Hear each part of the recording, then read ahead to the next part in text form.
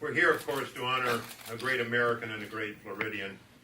And as we get into that, I can't help but point out to you all that this recognition of great Floridians is something that Governor Scott started in an attempt to help our state really understand our heritage and our legacy and our real keys to greatness.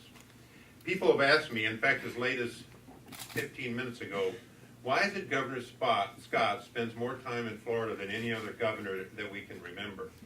And I think one of the reasons is he recognizes that we are part of the future economy of our state, and we are doing the things that he would like to have exemplified all over our state.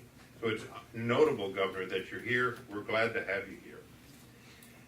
And now on to Dr. Cade. Dr. Cade will join two other inventors on the governor's Great Floridians list, the other two being a man named Thomas Edison and John Gorey, who invented the air conditioning. And that's a pretty powerful trio, if you think about it. And that's pretty good company for Dr. Cade to be in as well. Countless people have benefited from his inventions, and at this university, as Phoebe points out, he continues to make, because of his inventions, a lasting contribution to our future as well as our present and our past. And yet, as he would likely point out as he were here, it's not just him that did it.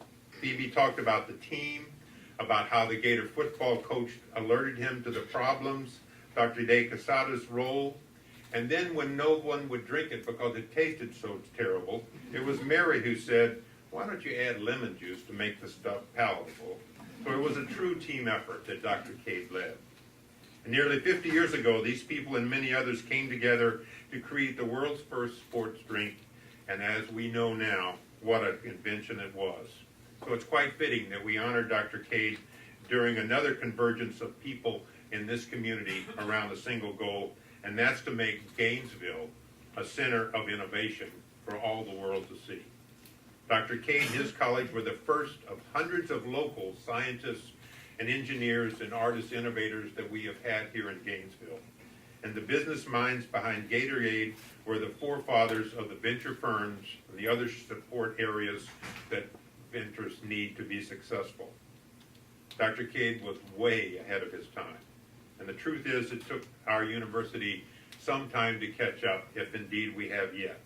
But thanks to his team, our team now extends from the town-gown relationship that I'm so proud of, to Innovation Square, to Innovation Gainesville, to the Innovation Gainesville Community and Redevelopment Agency Acts, and to the Cade Museum and its annual prize for innovation. It's a continuum of success that builds upon itself. The Gatorade team made Gatorade a global brand. The Gainesville team is trying to do the same thing. And the latest evidence came last week when it was announced that last year, the University of Florida ranks 4th nationally in national startup companies, behind two systems, the whole University of California system, the entire University of Texas system, and a small private school in Boston named MIT.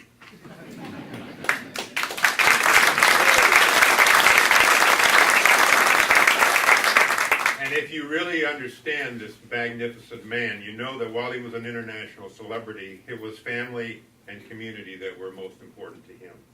And he, I think, would be honored to be named a great Floridian, but the greatest honor that we could bestow upon him is to follow his example of research, teamwork, and community service as we create the community that he would want us to be.